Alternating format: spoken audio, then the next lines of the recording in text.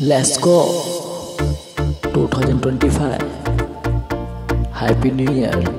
M Chauhan.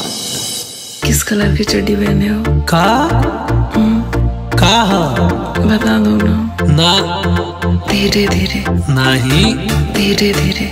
ये बातें बताई नहीं जाती, नजर लग जाती है। चड्डी पहिर के लाल करेंगे बाबा, आवा संगे मिलके मनाला नया साल। चड्डी पहिर के लाल करेंगे बाबा, आवा संगे मिलके मनाला नया साल।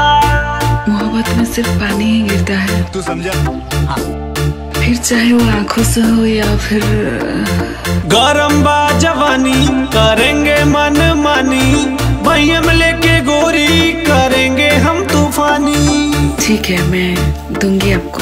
हमारा से केतना तू प्यार करेलू, दिन रात गोरी इंतजार करेलू। हमारा से केतना तू प्यार करेलू, दिन रात गोरी इंतजार करेलू। तोहरे लिए हो लेके आइब नोट के हम गड्डी, तोहरे लिए हो लेके आइब नोट के हम गड्डी। किस कलर की चड्डी पहने हो? बता दो ना। धीरे धीरे नहीं, धीरे धीरे नहीं, धीरे धीरे। ये बातें बताई नहीं जाती, नजर लग जाती है। हमारा से केतना तू प्यार करेलू, दिन रात गोरी इंतजार करेलू। हमारा से केतना तू प्यार करेलू। कहा बता दो ना। धीरे धीरे नहीं, धीरे धीरे।